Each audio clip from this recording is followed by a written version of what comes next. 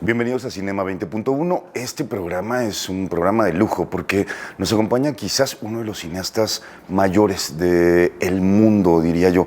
Sus películas han estado en festivales como Cannes, Berlín, Venecia, San Sebastián, por supuesto. Y aquí en el Festival Internacional de Cine en Guadalajara, el maestro Carlos Saura, que es nuestro invitado de hoy, recibió justamente el Mayagüel de Honor. La verdad es que películas como Cría Cuervos, Elisa Vida Mía, La Casa, Cuando Mamá cumple 100 años, El Dorado, Deprisa, más todo su ciclo musical que arranca con Bodas de Sangre, Carmen, etcétera, etcétera, etcétera. Hacen un corpus de películas de más de 50 títulos, o bueno, cerca de 50 títulos. Así que, bueno, la verdad es que es un hombre fundamental para entender el cine de la segunda mitad del siglo XX hasta acá. Así que vamos a platicar aquí en Cinema 20.1 con él.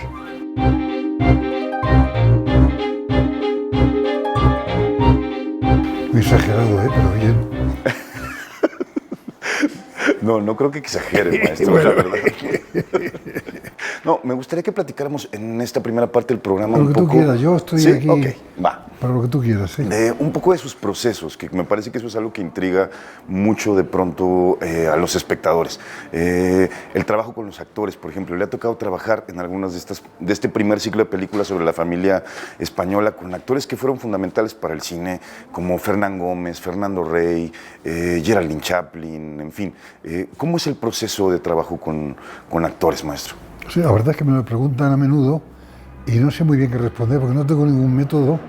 Soy antimétodo para empezar, porque he estado en varias escuelas de teatro con amigos míos, ¿verdad? Donde se daban clases de interpretación un poco al estilo Stanislavski, ¿no? Y a mí se me ha parecido que está bien, que quizá hay actores que necesitan ese soporte, pero hay otros que yo creo que no necesitan para nada eso, que son actores casi por natura, digamos, de naturaleza, ¿no? Entonces yo me he dejado llevar mucho por mi intuición, como en todo lo que hago, de alguna manera. O sea, si tengo un actor y lo he elegido bien, si lo he elegido mal es un desastre, ¿no? Pero es alguien que hace trabajo de mesa, que ensaya... No, trabajo de mesa poquísimo, leemos el guión una vez, ¿verdad? Y si hay sugerencias, pues se plantean, pero no una vez nada más. Lo que sí hago, y eso sí lo tengo muy, muy claro, es antes de hacer una escena, es ensayarla, ¿no? Ensayarla bien con los actores, y es cuando yo decido poner las cámaras, y si los actores, por lo que sea, ¿verdad?, cambian un diálogo, y el diálogo que ellos proponen es mejor que el mío, naturalmente lo acepto inmediatamente, ¿no? O sea, quiero decirte que mantengo una especie de línea abierta, ¿no? Abierto a las posibilidades que puedan surgir, porque me gusta mucho improvisar a mí, ¿no? Me gusta mucho cambiar un poco y no ser un poco como te diría yo, el ilustrador de mis propias ideas, que me parece muy aburrido, porque el guión está todo escrito, puede estar todo escrito, ¿no? Pero hacer eso como está escrito a mí me parecería muy inútil, ¿no? Se pierde esa especie de impronto, de estar vivo, de improvisar, de poder cambiar una cosa, de modificarla. Bueno, y esa es mi forma de trabajar. Sin embargo, llega al set con una idea preconcebida, digamos, de la puesta en cámara, de dónde va a ocurrir justamente la acción. Está dibujada, está escrita, no solamente en el guión, sino dice, aquí voy a hacer un medium shot, o aquí voy a hacer un plano general, o pues, algo así. Eso es un error corriente en ustedes, vosotros, porque veis mis dibujos, ¿no?, de los guiones, y esos dibujos son o durante el rodaje o posteriores al rodaje, ¿no? Okay. Son un poco para montaje, más bien, ¿no? Y muchos son porque, como me aburro durante el rodaje a veces, porque los fotógrafos son a veces muy pesados para iluminar, y entonces pues me aburro, pues dibujo, ¿no? Y dibujo continuamente, no solamente aquí, sino en mi casa, y pues aquí mismo tengo un papel y estaría dibujando. O sea que en ese sentido no responden. Es verdad que en algún momento, en alguna secuencia muy conflictiva, porque hay que prepararla muy bien, porque, por ejemplo, en el séptimo día, hay una serie de momentos muy dramáticos donde se disparaba y había que calcular dónde se disparaba, en qué sitio y dónde estaba la víctima. Todo eso había que estudiarlo mejor, ¿verdad? Pero normalmente no. Normalmente Voy abierto a todo, como también para los dibujos, ¿no? Dibujo porque me divierte mucho dibujar, ¿no? Sin embargo, hay una enorme estilización en las películas. Digo, no me refiero solamente a las películas musicales, sino pienso en estas primeras películas que usted ha dicho que son, digamos, como El ciclo de la familia española, ¿no? Donde hay, bueno, hay incluso un movimiento de cámara que los críticos señalaban como el movimiento de Saura, ¿no? Este movimiento donde se unen pasado y presentes, donde se unen los tiempos a través de una elipsis que se hace a veces dentro del mismo plano, sin cortes, etcétera, que me parece enormemente sofisticado como para llegar a inventarlo al rodaje, ¿no? Sí, bueno, eso es verdad, pero eso a mí me parecía que no hacía falta hacer verdaderos alardes técnicos para pasar de un tiempo a otro, por ejemplo, ¿no? Que todo establecer una continuidad que la mente humana en general, ¿verdad?, pasa de una cosa a otra con mucha facilidad, pasa del presente al pasado, incluso a lo que pretende que sea el futuro, con mucha facilidad, y están también pues un poco las narraciones, las experiencias que tiene cada persona. Y en ese sentido sí es verdad que he trabajado mucho sobre eso, pero me han achacado, muchos críticos me achacaron muchísimo al principio que este Saura dónde va, ¿no? ¿Qué tontería está haciendo, ¿no? ¿Para qué hace eso? Porque no cuenta las historias mucho más lineales, ¿verdad? Porque como todo el mundo, ¿no? Pues, no sé, a mí siempre me ha parecido que esa línea, que no es que sea torcida, ¿verdad?, pero dar una especie de vueltas ahí al mismo sitio y con mucha más riqueza visual, ¿no? Y es un poco la idea, que no es una idea mía, es una idea que está en literatura, y yo siempre lo he dicho, en literatura española, concretamente, que la que conozco mejor, en la Edad de Oro, ¿verdad?, está continuamente en los textos de algunos de los escritores, ¿no?, en Gracián, en Quevedo, en Ana María de Zayas, yo qué sé. En muchos escritores está ese juego, ¿verdad?, ese juego un poco de la elipsis, ¿no?, de dar la vuelta para contar lo mismo en vez de directamente con un pequeño rodeo, ¿no? Mencionaba hace un momento el trabajo del fotógrafo, que puede ser muy lento. Usted ha trabajado muchas veces con un fotógrafo que es fundamental también para la historia del cine, que es Vittorio Storaro, y pienso en estas películas musicales que ha hecho, y usted habla cosas increíbles acerca de él y del método de trabajo con Storaro. ¿Nos lo puede compartir? Pues sí, yo he trabajado con directores de fotografía estupendos españoles, ¿verdad? Algunos como Luis Cuadrado, Teo Escamilla, etcétera, ¿no? Como Alcaín, etcétera, ¿no? Pero realmente el encuentro mío con Storaro fue para mí mágico, ¿no? Porque me encontré con un hombre con el cual yo tenía una especie de relación muy cercana en todos los sentidos, ¿no? Nos entendíamos muy bien, pero es que aparte de eso es rapidísimo iluminando, ¿no? Que ya digo que para mí eso es lo más pesado del cine. A veces ha habido películas mías que me desesperaba, estaba ahí 2 horas esperando que el señor iluminador, amigo mío casi siempre, ¿no?, iluminada, y ya está desesperado, bajo, ya está bien, ¿no?, que hay que dirigir la película, que están aquí los actores, que estamos perdiendo el tiempo, que todo el mundo se cansa, y tú ahí como un rey ahí, ¿verdad?, iluminando, pues no, tampoco puede ser eso, ¿no? Entonces con Victoria he aprendido que eso no existe, ¿no? Es todo muy rápido, inteligente, muy veloz, muy de acuerdo con mi mentalidad, ¿eh? Y luego, además, no solo eso, sino que es un gran iluminador y además muy creativo, o sea que no solamente se limita a iluminar una escena, sino que da una especie de cosa nueva. Como yo no había visto nunca, te digo como ejemplo, ¿no? No había visto nunca que se iluminara, por ejemplo, a ti, que estás aquí delante, ¿no?, que se haga un traveling de acercamiento a esa persona y él puede difuminar las luces del fondo, ¿verdad?, Durante el plano, porque tiene un sistema para hacerlo y no te das cuenta, ¿no? Y es una maravilla porque aísla el personaje sin necesidad de utilizar un teleobjetivo ni nada de eso, ¿verdad?, para difuminar los fondos, sino a base de luz, ¿no? Y esto es una cosa maravillosa que hace muy frecuentemente él, ¿no? El dominio de la luz, cómo cambia la luz. Nunca lleva exposímetro, lo hace todo de una forma muy intuitiva. Bueno, en fin, no sé, es una maravilla trabajar con él, ¿eh?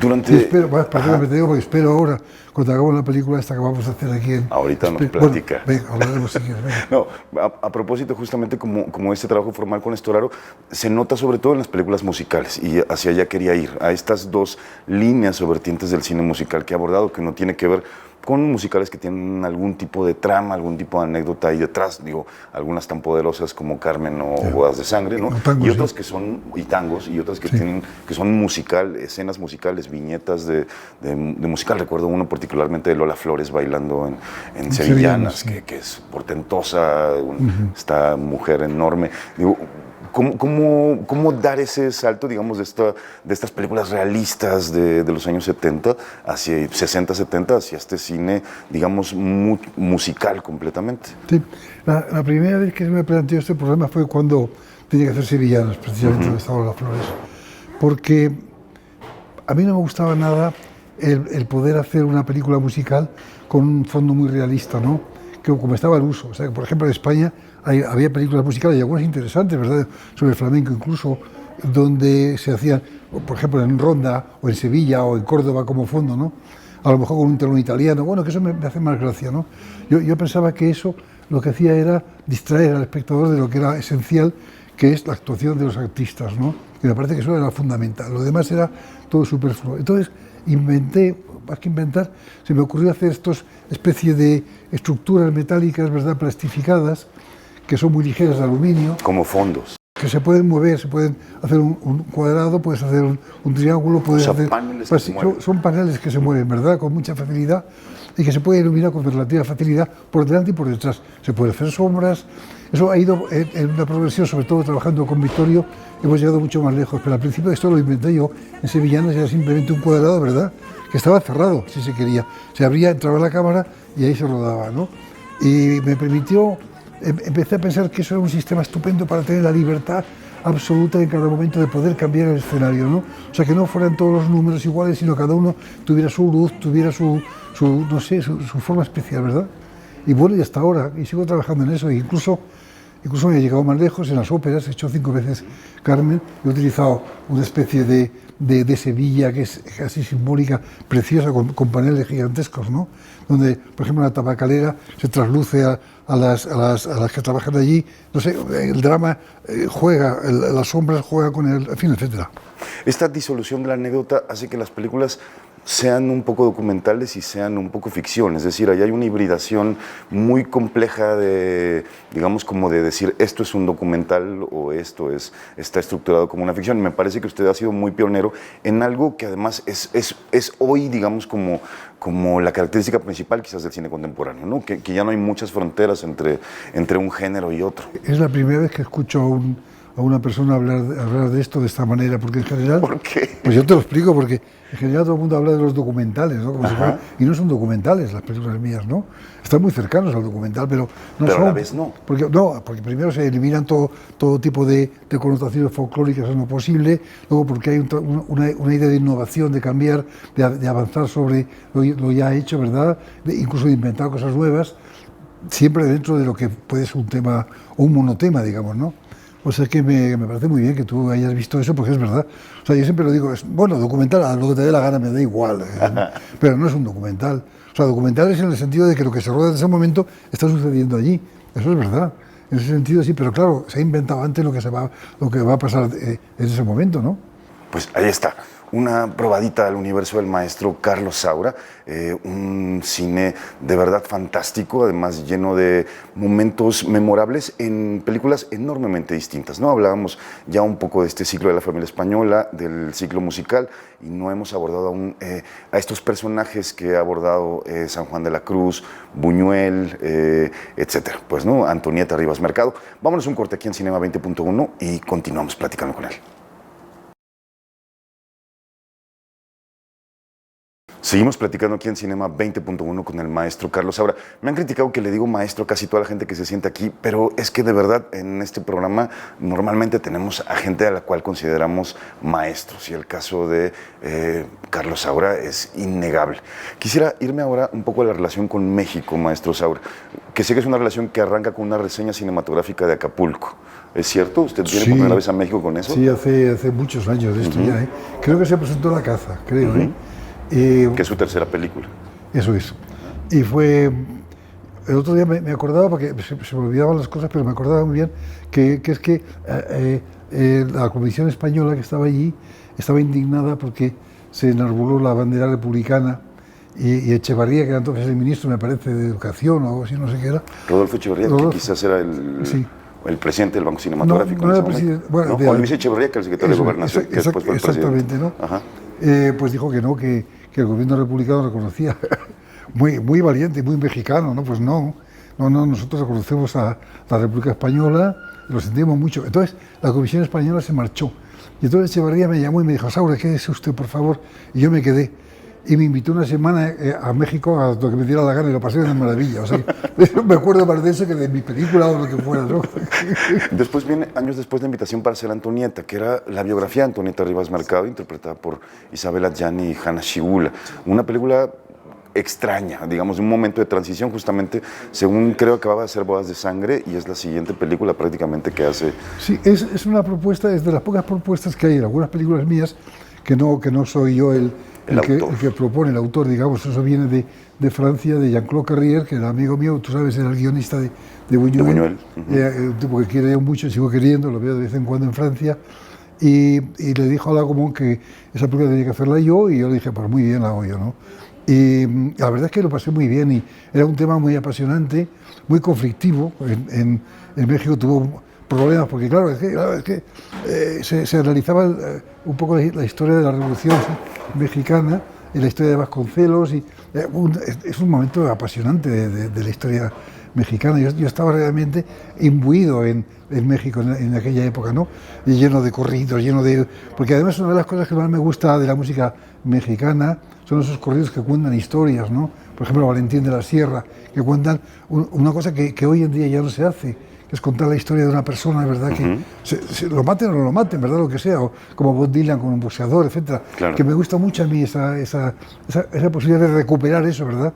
En vez de una cosa tan plana como es la música actual, en muchos, temáticamente por lo menos, rítmicamente no, ¿eh? Y bueno, fue una experiencia estupenda, ¿no? Realmente muy bonita. Después de eso, regresa a México a hacer El Dorado, otra película sobre personajes, digamos, sobre personajes históricos, digo, que es una superproducción, digamos, también enormemente elaborada. Recuerdo, vi hace años esa película, pero tengo un recuerdo como de una gran superproducción. Sí, yo he ido a México varias veces, no sé por qué, ahora no lo sé, ¿verdad? Pero a filmar, digamos. No, incluso de alguna vez, ¿sí? O en algún festival, no me acuerdo muy bien. Pero para El Dorado lo que pasa es que la idea era un poco a ver si encontrábamos los lugares para poder hacer la película en México, ¿no? Y estuvimos con helicóptero incluso recorriendo parte del sur de México y lindando con Guatemala y toda esa zona, y era tan difícil hacerlo allí, tan complicado, no encontramos el sitio. Pero me permitió conocer toda esa zona maravillosa de México, que para mí era como totalmente desconocida, ¿no? Entonces al final se decidió hacerlo en Costa Rica, por comodidad, por construcción de los barcos, por todo, ¿verdad? Pero bueno, me permitió por lo menos hacer un paseo largo, paseo. Bueno, y es una coproducción con México, además. Sí, bueno, trabajaba en mexicanos, claro, que estaba, ¿cómo se llama la actriz? Roel, una estupenda, ¿no? Gabriela Roel. Gabriela Roel, estupenda chica, ¿no? Y no sé, había muchos mexicanos allí, muchos especialistas, en fin, gente estupenda. Maestro Saura, bueno, ha anunciado aquí en el Festival de Guadalajara que va a ser una película que se llama El Rey de todo el mundo, que bueno, es una de las frases de la canción Fallaste Corazón de Cuco Sánchez. Y leía por ahí que en España, cuando usted era joven, bueno, Jorge Negrete era una figura, digo, Pedro Infante lo mismo, es decir, los cantantes rancheros eran también enormemente taquilleros en España, ¿es cierto? Era una época donde realmente lo que imperaba era la música mexicana en España, ¿no? En España había periodos extraños, ¿no? Una época también, la Amalia Rodríguez de Nofal fue muy conocida, ¿no? Pero bueno, la canción mexicana yo creo que hasta todavía ahora, ¿verdad? O sea que con esa fuerza no, con la fuerza de aquella época, porque yo recuerdo cuando venía Jorge Negrete. Era apoteósico. Bueno, era apoteósico, estaba en la estación de Atocha repleto de gente, era una cosa locura. Y bueno, es que era un ídolo, ¿no? Un ídolo. Bien, en todo caso, lo que me quedó de eso es conocimiento de la música mexicana, porque me interesaba muchísimo haber escuchado mucha música mexicana, y la idea de que algún día pues se podía hacer un musical en México. Bueno, y se parece que se está consiguiendo los pasos para hacerlo. Y es un musical que sigue más la línea de tango, es decir, tendrá una anécdota, hemos oído que tiene que ver con una escuela de danza. Sí, tiene un poco es que a mí me gusta mucho repetir esos temas en las películas que hago yo, donde se construye, por ejemplo, pues no sé, un texto, o se construye un edificio, lo que sea, ¿no? Seguir un poco el proceso desde que se empieza, desde que aparecen las primeras ideas, cómo se va desarrollando las cosas, ¿no? Una de mis últimas películas, Io Don Giovanni, por ejemplo, que es una ópera. Sí, pero es eso, es cómo se hace el Don Juan, ¿no? O sea, y aquí es un poco lo mismo, cómo se puede hacer un musical teniendo en cuenta la música y los bailes mexicanos. Que también era un poco Carmen. Sí, Carmen y otras muchas cosas mías, que no, Elisa vida mía, Claro. de otra manera, ¿verdad? Es un proceso, claro. Sí, es un proceso que me gusta mucho, La noche oscura, con San Juan de la Cruz, etcétera, ¿no? Y Hay Carmela también. Sí, yo creo que... Más bien, las películas son o sea, películas de yo me proceso. repito mucho, seguramente, pero es que me parece un esquema básico, muy elemental, muy sencillo, pero que permite una gran libertad. O sea, naturalmente, la película que hagamos ahora será muy diferente a Tango, ¿no? En todos los sentidos, ¿verdad?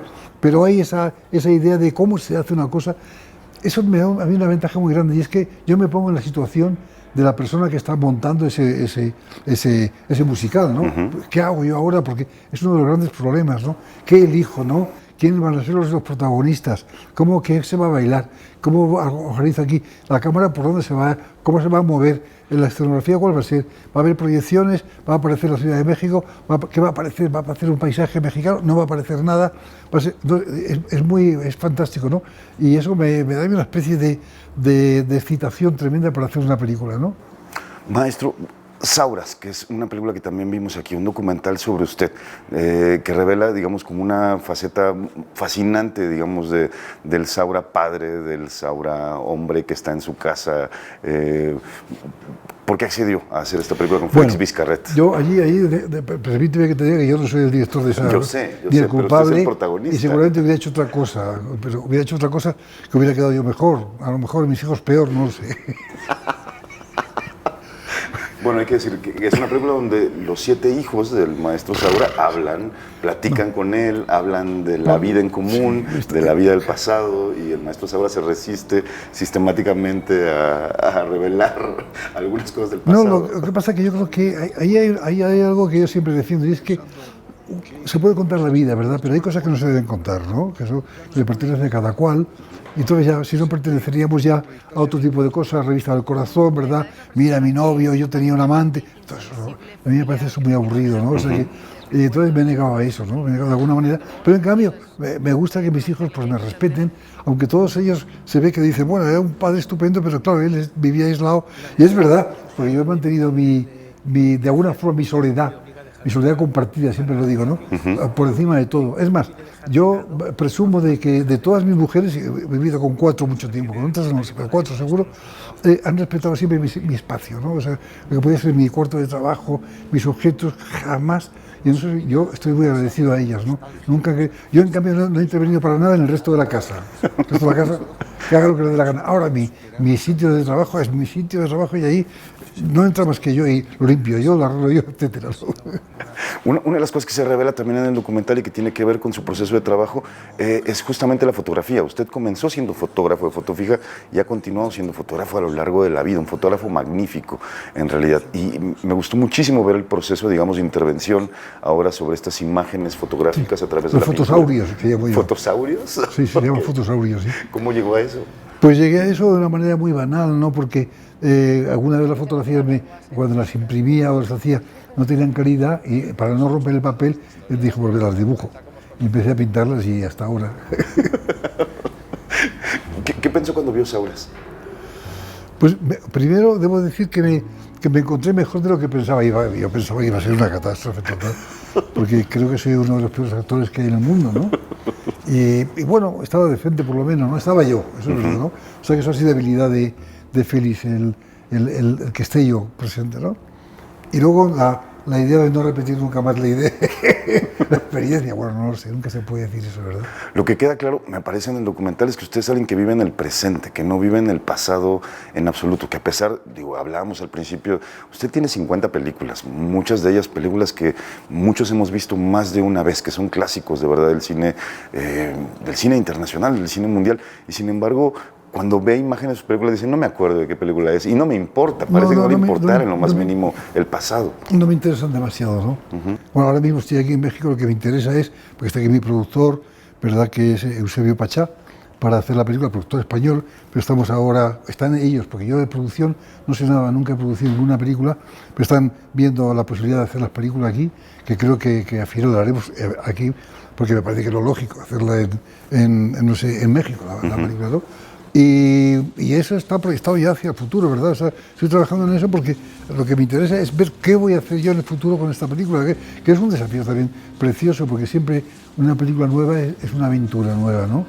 y tratar de no repetirme, aunque inevitablemente me repito, ¿verdad? Me doy cuenta a veces que me repito, pero en fin, ¿qué voy a hacerle? A veces escribo una escena y digo, pues si esto me suena ya, pues ya la he escrito antes. Maestro Saura, muchísimas gracias. Muchas gracias a vosotros, por favor. Ha sido muy amable y ya sabéis dónde estoy.